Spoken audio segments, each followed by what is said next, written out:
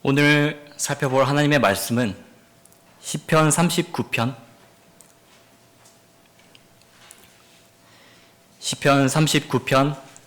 1절부터 7절까지입니다.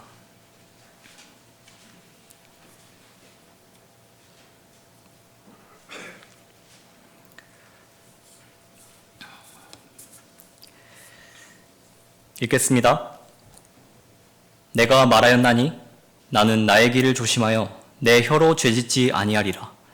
악인이 내 앞에 있는 동안 나는 내 입에 재갈을 물리리라. 내가 침묵하여 벙어리가 되었으며 심지어 선한 것에조차도 잠잠하였나니 나의 슬픔이 일어나이다. 내 마음이 내 안에서 뜨거워 내가 묵상할 동안 그 불이 탔으나 그때 내가 내 혀로 말하였나이다. 주여, 나의 종말과 내 날들의 분량이 어떠한지 나로 알게 하시어 내가 얼마나 연약한지 알게 하소서. 보소서, 주께서 내 날들을 손 너비만큼 주셨으므로 내 연수가 주 앞에서는 없는 것 같사오니 진실로 가장 좋은 상태에 있는 모든 사람도 다 헛될 뿐이니이다. 셀라. 진실로 사람마다 헛된 그림자같이 걸어다니며 진실로 그들이 헛되이 분주하니 재물을 쌓으나 누가 그것을 가질지 알지 못하나이다. 주여, 이제 내가 무엇을 기다리겠나이까? 나의 소망은 주께 있나이다. 하나님을 기다리는 사람의 특징이라는 제목으로 설교하겠습니다. 여러분은 동해 일출 명소인 간절곶이라는 곳에 가보셨습니까? 그곳은 해돋이로 유명한 관광지입니다. 많은 사람들은 매년 그곳을 찾아가서 해의 일출을 보면서 자신의 소망을 빕니다. 또 그곳에는 소망 우체통이라는 곳이 있는데 사람들은 거기다가 자신의 소망이 담긴 엽서를 써서 넣어놓습니다. 불안해져가는 이 세상 속에서 사람들은 저마다의 소망이 이루어지기를 간절히 바라며 그곳을 찾아가는 것입니다. 소망은 사람을 어려움 가운데서도 견뎌내게 합니다.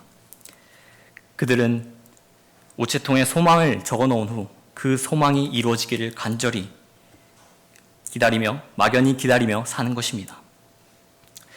그리스도인들의 소망은 어디에 있습니까? 살아계신 참 하나님께 있습니다. 그리스도인들은 매 순간 하나님을 기다립니다. 왜 우리는 주님을 기다리는 것이죠? 바로 우리의 소망이 주님께 있기 때문입니다. 그리스도인의 삶은 우리의 소망 되시는 하나님을 기다리는 삶의 연속이라고 해도 과언이 아닙니다. 매일매일 자신의 삶 속에서 하나님의 임재와 능력을 주시기를 기다리고요. 궁극적으로는 우리를 하늘로 데려가실 예수 그리스도를 기다립니다. 하나님을 간절히 기다리는 사람은 하나님께 소망이 있는 사람입니다. 7절 보십시오. 주여, 이제 내가 무엇을 기다리겠나이까? 나의 소망은 주께 있나이다. 오늘 본문인 시편 39편은 다윗이 죄를 범한 후 하나님께 크게 징계받는 가운데서 쓴 시입니다. 여기서 우리는 하나님의 징계 가운데서도 하나님을 향한 다윗의 믿음과 소망이 견고하다는 것을 볼 수 있습니다. 사람의 본능은 힘들고 어려울수록 사람을 먼저 찾아가려 하고 자신의 능력을 의지하려 하고 또 돈에 의지하려고 하죠. 사울은 자신의 범죄가 드러났을 때 어떻게 했습니까? 사무엘을 찾아갔습니다. 사람을 찾아간 것입니다. 반면 다윗은 자신의 죄의 수치가 드러났을 때 어떻게 했죠? 바로 하나님 앞에 엎드려서 눈물로 침상을 적시며 하나님의 용서를 기다렸습니다. 그리고 오늘 본문 말씀에서는 자신의 소망은 주께 있다고 고백하고 있죠. 어렵고 힘든 상황일수록 다윗처럼 하나님을 더 신뢰하고 그분께 소망을 두는 사람은 복이 있다고 예레미야 17장 7절에서 말씀하고 있습니다. 오늘 본문 말씀을 통해서 하나님을 기다리는 사람의 특징, 그것이 무엇인지 한번 살펴보겠습니다. 하나님을 기다리는 사람, 그 사람은 하나님께 소망이 있는 사람입니다. 첫 번째로 정결한 삶을 추구하는 사람입니다. 1절 보십시오. 내가 말하였나니 나는 나의 길을 조심하여 내 혀로 죄짓지 아니하리라. 악인이 내 앞에 있는 동안 나는 내 입에 재갈을 물리리라. 내가 침묵하여 벙어리가 되었으며 심지어 선한 것에조차도 잠잠하였나니 나의 슬픔이 일었나이다. 내 마음이 내 안에서 뜨거워 내가 묵상할 동안 그 불이 탔으니 그때 내가 내 혀로 말하였나이다. 정결한 삶을 추구한 사람은 바로 죄를 조심하는 사람입니다. 다윗은 1절에서 자신이 겪고 있는 그 징계의 기간 동안 자신의 길을 더 조심하고 혀로 죄짓지 않기로 결심했습니다. 악인을 대적하여서 말하는 것은 옳은 일이나 그 일 가운데로 죄가 끼어들지 않을까 조심했던 것입니다. 하나님께서는 의에 대하여 깨어있고 죄를 짓지 말라고 말씀하시죠. 하나님을 소망하며 기다리는 사람들은 죄를 짓지 않기 위해 조심하면서 살아갑니다. 왜냐하면 죄 가운데 있다면 하나님과의 온전한 교제가 이루어지지 않기 때문입니다. 진정으로 매일의 삶 가운데서 그분과의 도우심과 그분의 임재를 바란다면 그분의 말씀을 지키고 순종해야 하는 것입니다. 그리스도인들이 범죄하기 쉬운 죄들 중 하나가 오늘 이 본문에 나오는 혀로 짓는 죄입니다. 혀는 작은 지체이지만 사람의 몸을 더럽히고 일생을 불태울 수 있다고 야고보서 3장에서 말씀하고 있죠. 그리스도인이라고 한다면 자신의 혀를 제어할 수 있도록 훈련해야 합니다. 즉 말에 실수가 없어야 하는 것이죠. 왜냐하면 마귀는 성도의 실언을 통해서 쉽게 역사하기 때문입니다. 혀를 길들일 수 있는 사람은 아무도 없다고 성경은 말씀합니다. 그래서 자신의 혀에서 성령 하나님께서 원하시는 말씀이 나올 수 있도록 기도해야 하는 것입니다. 다윗은 혀의 무서움을 알고 있는 사람이었죠. 그래서 다윗은 악인이 앞에 있다 할지라도 죄를 조심하기 위해서 침묵했습니다. 때때로 다윗처럼 침묵하는 것은 현명한 처신입니다. 지식이 있는 자는 말을 삼간다고 잠언 17장 27절에서 말씀하고 있죠. 이렇듯 정결한 삶을 추구하는 사람은 이렇게 죄를 조심하는 사람입니다. 또 정결한 삶을 추구하는 사람은 진리를 전파하는 사람입니다.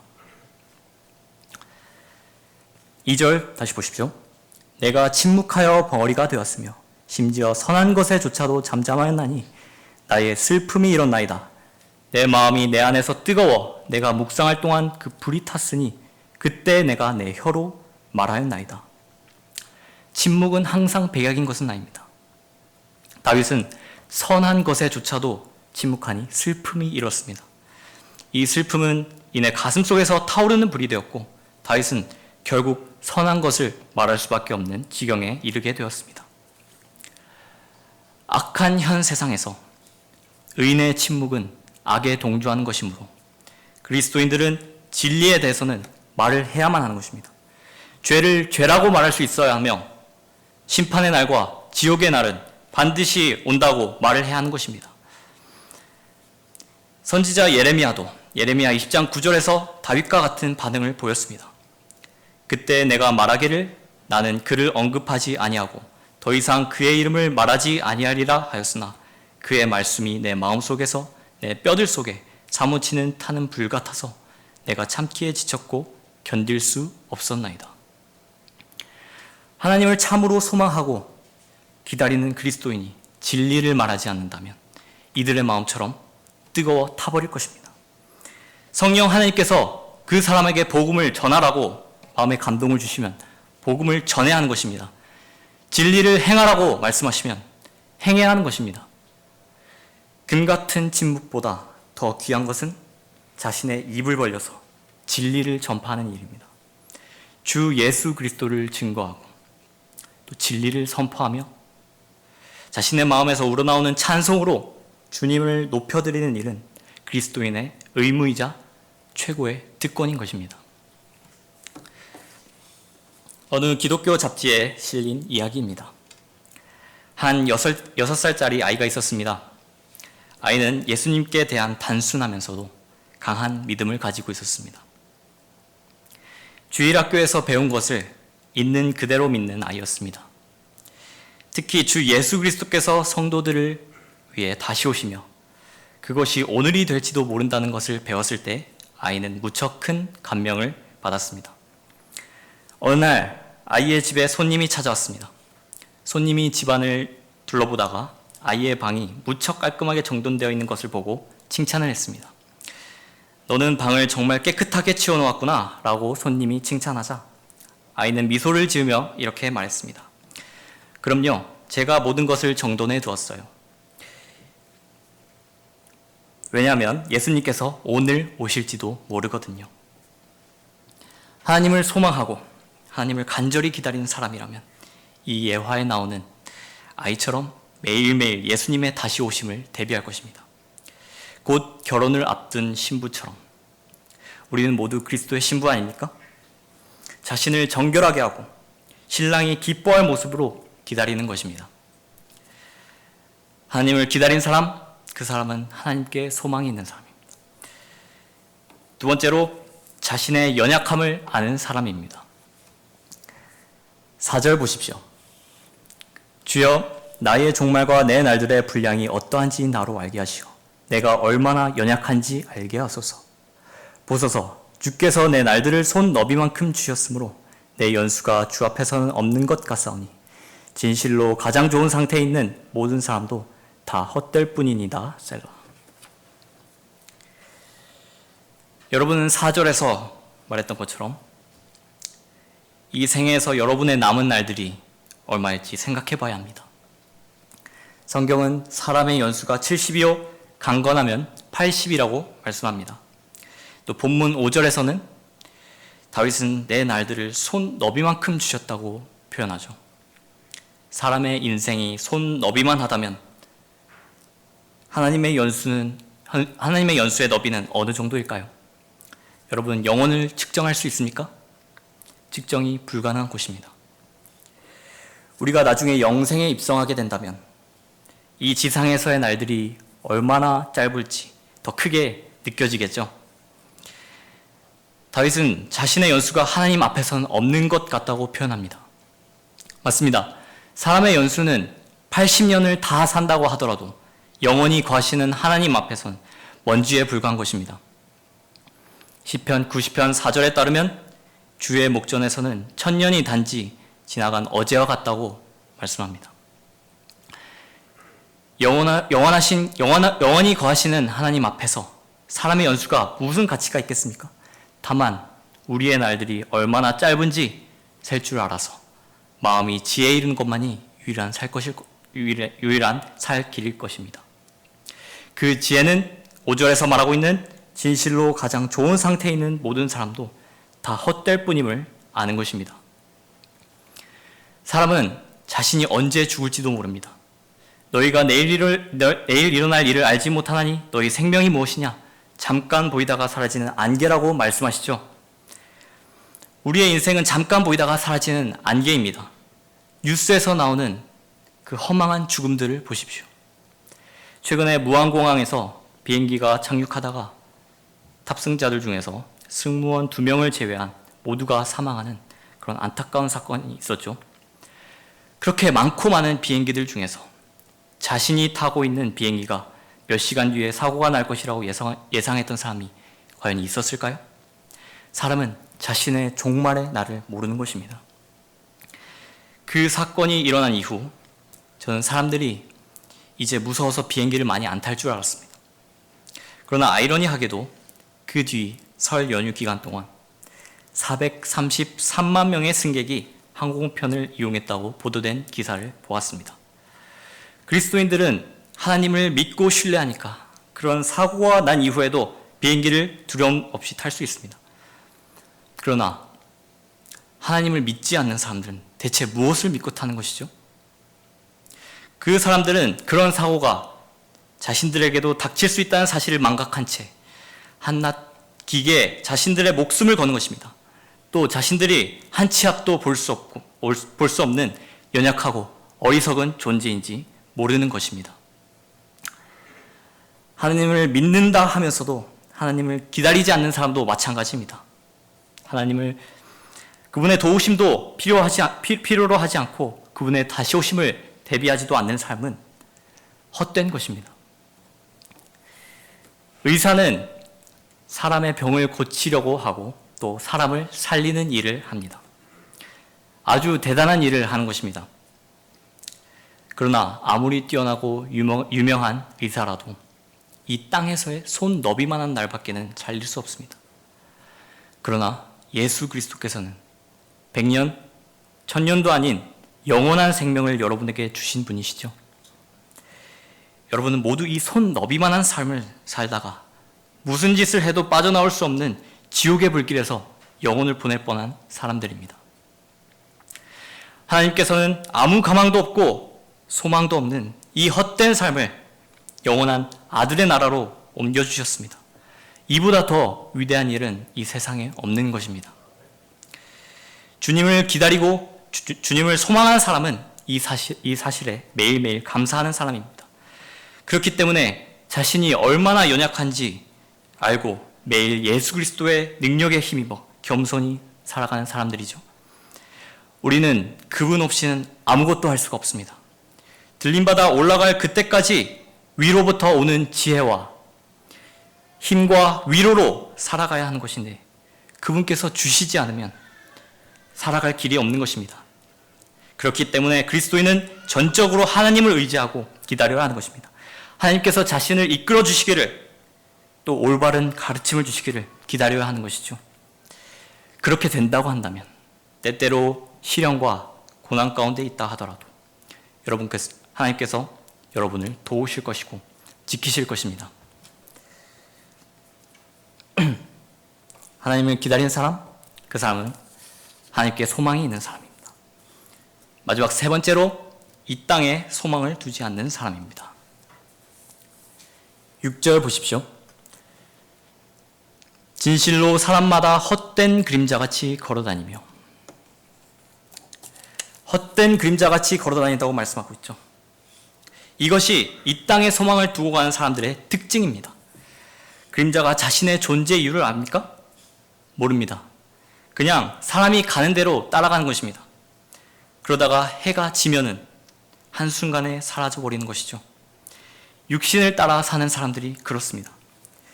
육신적인 사람들은 세상의 풍조를 따라 사는 사람들이죠. 다른 사람들이 다 그렇게 하니까 자신도 똑같이 하고, 다른 사람들이 그렇게 사니까 자기도 그렇게 따라 사는 것입니다. 다시 6절 보십시오. 진실로 사람마다 헛된 그림자같이 걸어다니며 진실로 그들이 헛되이 분주하니 재물을 쌓으나 누가 그것을 가질지 알지 못하나이다. 진실로 그들이 헛되이 분주한다고 말씀합니다. 그 사람들은 자신들 나름대로 최선을 다하면서 살아갑니다. 이른 아침 일찍 일어나서 회사에 출근하고 또 열심히 공부하고 또 이 땅에서 부를 쌓기 위해서 무슨 짓이든 하는 사람들도 있습니다. 그러나 그들의 목적은 오직 이 땅에 있습니다. 모두 헛되이 분주한 것입니다. 하나님께서는 그런 자들에게 어떻게 말씀하십니까? 너 어리석은 자야, 오늘 밤 너의 혼을 내게서 앗아가리니 그러면 너가 장만한 그것들이 누구의 것이 되겠느냐 하시니라. 그러므로 자신을 위하여는 보물을 쌓아두고 하나님 앞에 부여하지 못한 자는 다 이러하니라고 하시더라. 손 너비만한 날들을 그렇게 헛된 일에만 분주하고 죄만 짓다가 불타오르는 지옥에서 영혼을 보내게 된다면 이 얼마나 안타까운 인생입니까? 이보다 더 끔찍한 일은 없습니다. 그러나 하나님을 기다리는 사람은 이 땅에 소망을 두는 사람이 아니죠. 그리스도인들은 무엇을 소망합니까? 디도서 2장 13절에서는 그 복된 소망 곧 위대한 하나님이신 우리 구주 예수 그리스도의 영광스러운 나타나심을 기다리게 하셨음이니. 우리의 소망은 땅에 있는 것이 아닙니다. 우리의 소망은 하늘에 있는 것이죠. 그것이 복된 소망입니다. 그것이 산 소망인 것입니다. 땅의 것들은 다 사라질 것입니다. 자신이 하고 있는 사업, 자신이 모아둔 재산, 자신이 거주하고 있는 집, 그것들은 다 사라질 것입니다.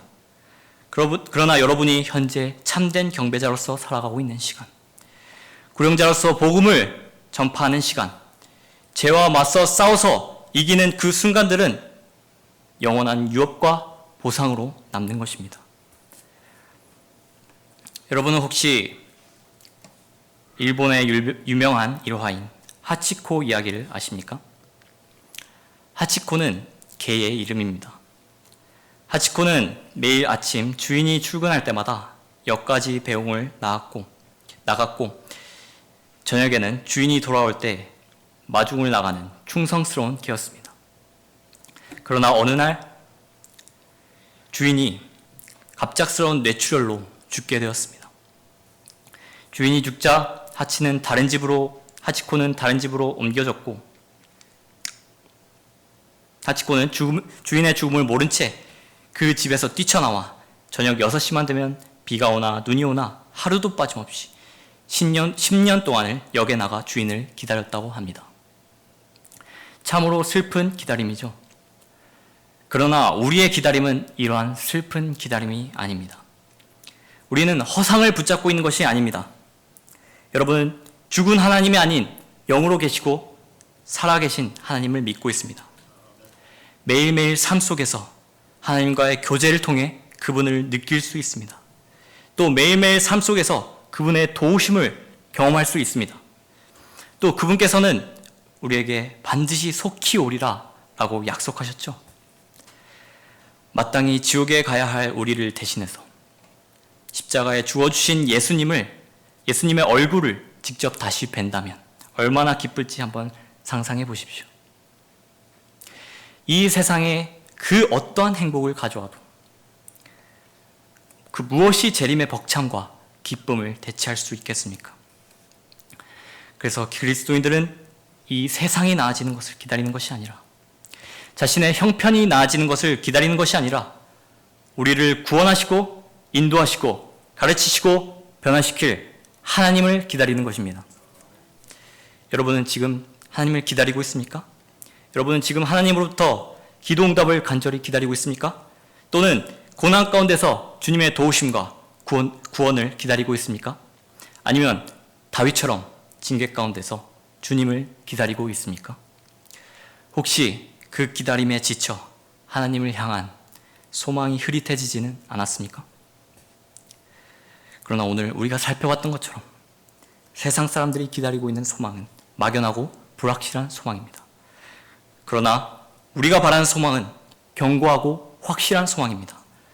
조금만 더 힘을 내서 소망 대신 주님을 기다린다면 주님께서 반드시 우리의 기도에 응답하실 것이고 고난 중에 있는 성도들을 도우실 것이고 곧 있으면 다시 오셔서 우리를 데려가실 것입니다. 마지막으로 본문 7절 다 같이 읽고 마치겠습니다. 다 같이 읽겠습니다. 주여, 이제 내가 무엇을 기다리겠나이까? 나의 소망은 주께 있나이다.